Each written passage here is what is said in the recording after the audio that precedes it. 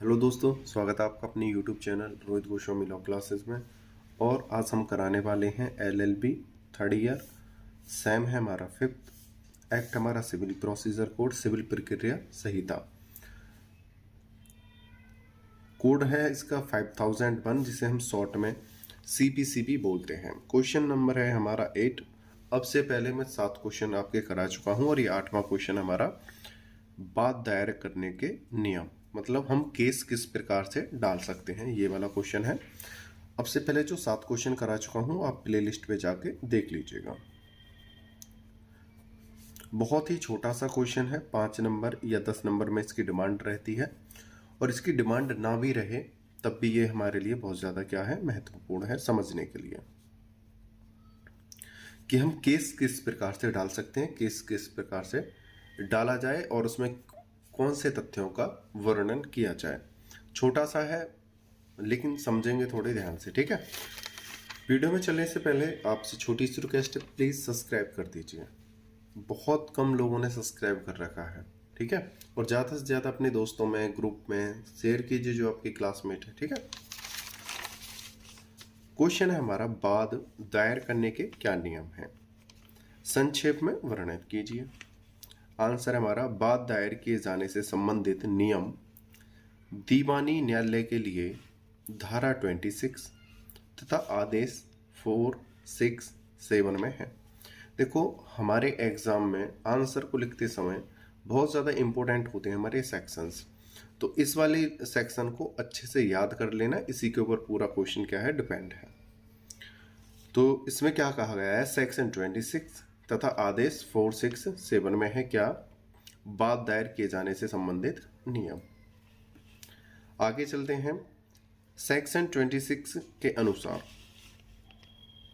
प्रत्येक वाद या वाद पत्र पेश करके या निश्चित किए गए ढंग से दायर किया जा सकेगा।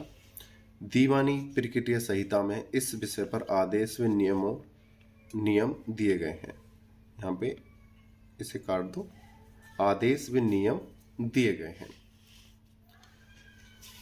प्रत्येक वाद न्यायालय या पदाधिकारियों को दिया जाएगा जो उसी वास्ते नियुक्त किया गया हो। देखो, जो हम वाद पत्र तैयार करते हैं, जो हम केस न्यायालय में पेश करते हैं, वो उसी न्यायालय को दिया जाएगा जिस न्यायालय का वो केस है। ऐसा नहीं है सिविल का केस है क्रिमिनल में चले जाओ, क्रिमिनल का केस है सिविल में चले जाओ, इस प्रकार से नहीं होगा। सिविल का केस है तो सिविल में ही, सिविल कोर्ट के अंदर ही जाना होगा और उसी अधिकारी यानी न्यायाधीश को वो वाद पत्र सौंपना होगा, उसी के समक्ष हमें पेशी करनी होगी। आदेश 7 नियम 1 के अनुसार वाद पत्र में निम्नलिखित वर्णन दिए जाने चाहिए। वेरी वेरी इंपॉर्टेंट है, इस पॉइंट को अच्छे से याद कर लेना। बहुत ही सिंपल भाषा में है, आपकी किताब में भी मिल जाएगा, आपको यूनिक में भी मिल जाएगा। लेकिन कुछ बच्चे ऐसे हैं जो इस चैनल से स्टडी कर रहे हैं तो वो यूनिक और किताब ले नहीं रहे हैं, तो डायरेक्ट चैनल से स्टडी कर रहे हैं, तो सिविल प्रोसीजर कोड की जो तैयारी है यहीं से कर रहे हैं, तो उसके लिए भी ये बहुत ज़्यादा इंपॉर्टेंट है, तो इसलिए मैं इस क्वेश्चन को डाल रहा हूँ। ये वाली जो लाइन है बहुत ज़्यादा इंपॉर्टेंट है, इसको अच्छे से याद कर लेना। आदेश 7 नियम 1 के अनुसार कौन कौन से वर्णन हैं, कौन कौन से तथ्य हैं जो केस में लिखे जाने हैं, उन्हें देखते हैं। नंबर 1, भाई सबसे पहले हमें क्या करना है, जिसमें वाद पेश करना है उस न्यायालय का नाम। भाई जिस न्यायालय में केस डालना है उस न्यायालय का क्या लिखेंगे, सबसे ऊपर नाम। फिर सेकंड पॉइंट है वादी का नाम, विवरण व निवास स्थान। जो केस डाल रहा है उस व्यक्ति का नाम और विवरण और उसका पता। फिर तीसरे नंबर पे प्रतिवादी का नाम, विवरण व निवास स्थान, जहां तक पता हो।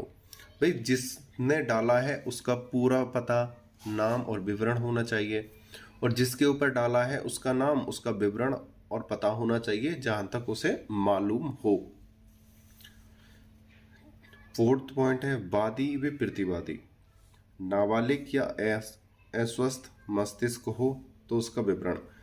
जिसने केस डाला है उसके बारे में भी और जिसके ऊपर केस डाला है उसके बारे में भी यह विवरण होना चाहिए कि वह अस्वस्थ है, पागल तो नहीं है, या नाबालिग तो नहीं है, ये सारी चीज़ों को क्या होना चाहिए, विवरण होना चाहिए। पॉइंट 5, बाद कारण वे कब उत्पन्न हुआ, मतलब जो आपका केस है वो किस समस्या के कारण उत्पन्न हुआ है और कब उत्पन्न हुआ था, समय, टाइम, डेट, घंटे सब लिखना आपको वहां पे उचित है, अनिवार्य होगा। 6, यह तथ्य है कि न्यायालय को क्षेत्राधिकार है। जिस न्यायालय में हम दे रहे हैं ये भी लिखना अनिवार्य है कि ये इस न्यायालय के क्षेत्राधिकार में आता है। नंबर 7, वह अनुतोष जिसका दावा वादी करता है। भाई वादी ने किस लिए केस डाला है ये तो बताइए, आप चाहते क्या हो कोर्ट से, तो वो अनुतोष क्या मांग है आपकी, वो आपका लिखा जाना बहुत ज़्यादा जरूरी है।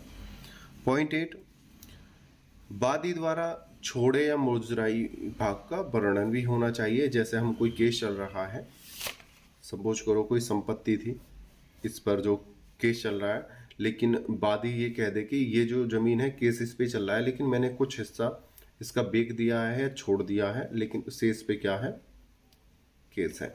तो ये सारी चीजें बताई जानी चाहिए कि छोड़े या मुजराई भाग का वर्णन होना चाहिए।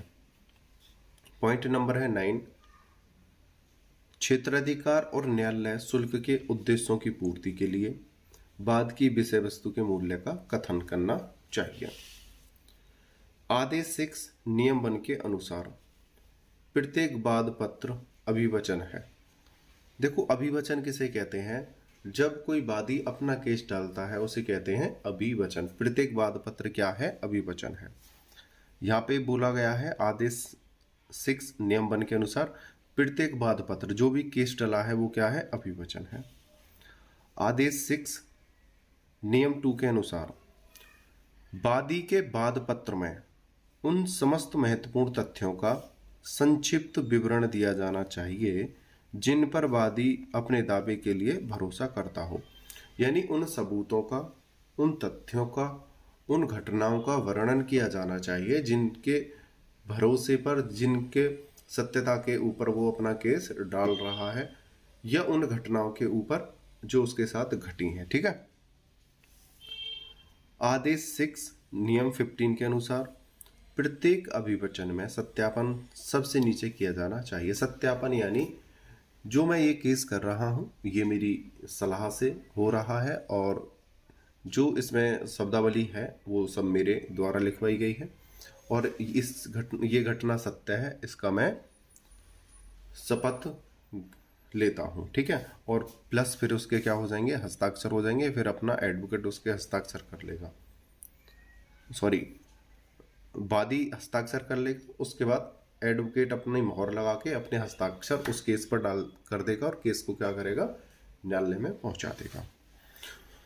उम्मीद करता हूं छोटा सा क्वेश्चन था, छोटी सी वीडियो थी, आपको समझ में आई होगी। अगर आपको समझ में आई है तो लाइक कर देना। अपने वीडियो को अंत तक देखा उसके लिए धन्यवाद। टेक केयर, बाय बाय, जय हिंद, जय भारत।